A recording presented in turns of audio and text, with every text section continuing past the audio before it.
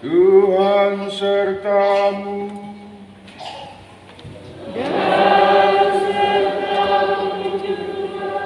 Inilah Injil suci menurut Markus.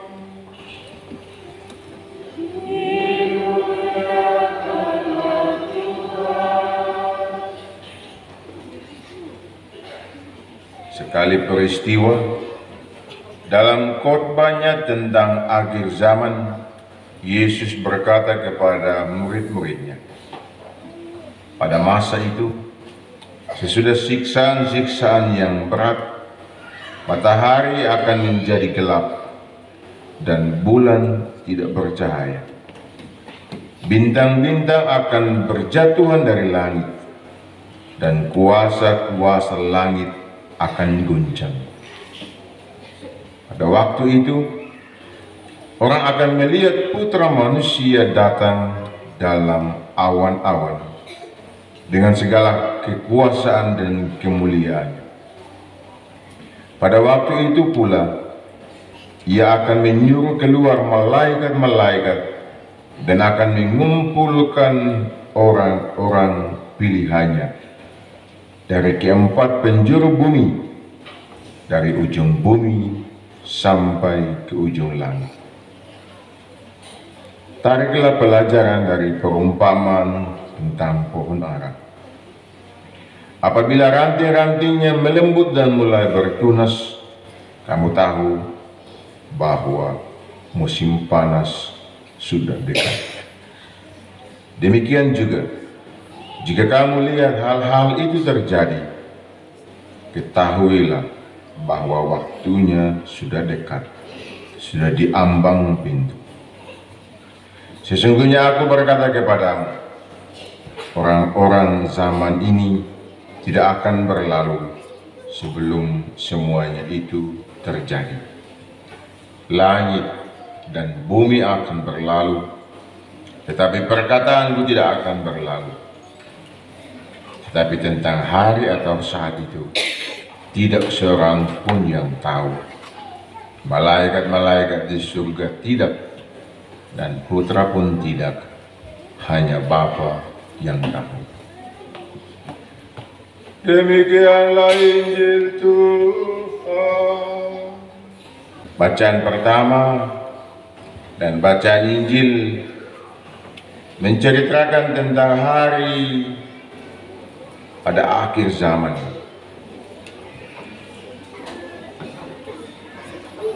Dan Injil mengisahkan bagaimana Tuhan akan mengutus malaikat-malaikatnya untuk menghimpun orang-orang pilihannya. Namun dalam bacaan Injil tidak disebut ciri dari orang pilihan itu seperti apa. Tetapi justru dijelaskan dalam bacaan pertama. Tetapi pada waktu itu bangsamu akan terluput, yakni siapa saja yang didapati namanya tertulis dalam kitab. Itu yang pertama. Yang kedua, ayat berikutnya menegaskan orang-orang bijaksana, karena mereka akan percaya. Dan yang ketiga dikatakan, dan yang telah menuntun banyak orang kepada kebenaran. Maka ada tiga kriteria yang disebut dalam bacaan pertama. Namanya tercatat dalam kitab.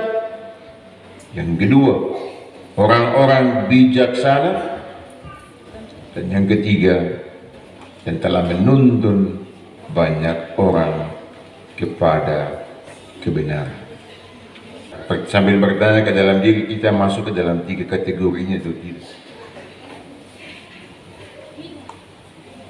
Orang yang menuntun banyak orang kepada kebenaran, saya masuk atau tidak? Orang-orang yang bijaksana, saya masuk atau tidak? Dan yang pertama tadi disebut, namanya tertulis dalam kitab. Bapak, Ibu, Saudara dan Saudari terkasih, Yesus dalam ajarannya sampai kepada sebelum ia kembali kepada Bapa di surga. Dalam peristiwa ia terangkat kembali kepada Bapa di surga, dia mengutus para murid, pergilah ke seluruh dunia,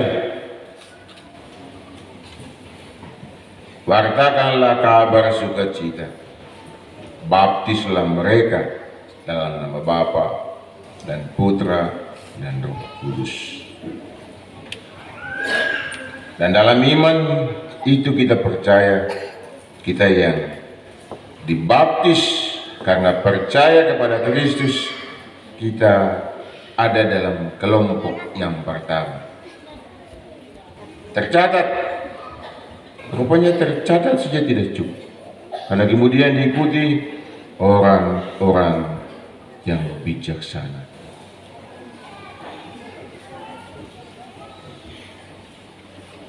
Sesudah kita tercatat, disebut poin yang kedua, apakah kita yang tercatat ini bijaksana atau tidak.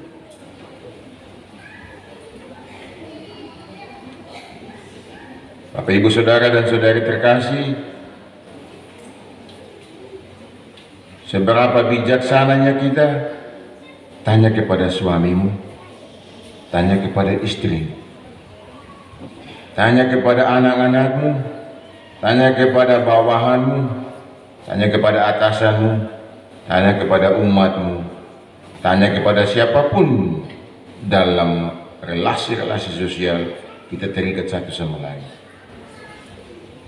Sebab mereka yang akan tahu seberapa bijaksana diriku dan siapa kita. Kita tidak bisa mengatakan saya ini bijaksana sekali. Hanya orang lain yang akan mengatakan dia bijaksana.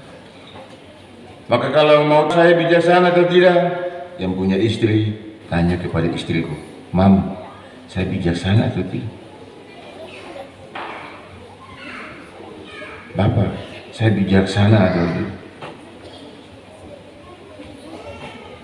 Panggil anak-anak, tanya anak-anak, anak-anakku, Bapak, Mama ini bijaksana atau tidak? Dan anak-anak tanya ke orang tua, Bapak dan Mama, saya ini anak yang bijaksana atau tidak? Yang punya bawahan, tanya kepada bawahanmu, saudara-saudari, saya ini pemimpin yang bijaksana atau tidak? Atau kepada rekan-rekan, tanya kepada rekan-rekan kerja kita, sesama kita, tanya kepada rekan-rekan kerja, saya ini bijaksana atau tidak? Hanya orang-orang itu yang akan mengkonfirmasi siapa diri kita masing-masing dalam kebijaksanaan Allah. Dan yang ketiga, sebut dan yang telah menuntun banyak orang kepada kebenaran. Bapak Ibu, pertanyaan yang sama. Sejauh ini kamu melihat saya ini menuntun kamu istriku kepada kebenaran atau tidak? Kamu melihat saya menuntun kamu suamiku kepada kebenaran atau tidak?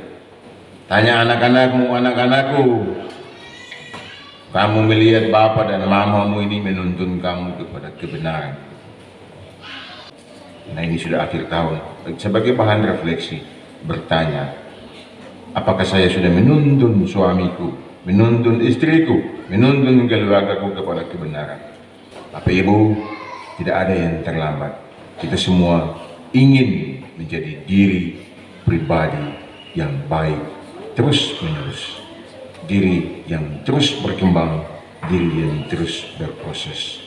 Pertanyaan-pertanyaan tadi menjadi sangat penting membantu kita untuk menjadi orang-orang yang pada waktunya, apakah ditanyakan kamu bijaksana, kamu apakah telah menuntun banyak orang kepada kebenaran? Tuhan memberi waktu, memberi kesempatan untuk kita terus berkembang dan menjadi orang-orang yang dibanggakan oleh Tuhan. Tuhan yang berkati kita semua. Amin.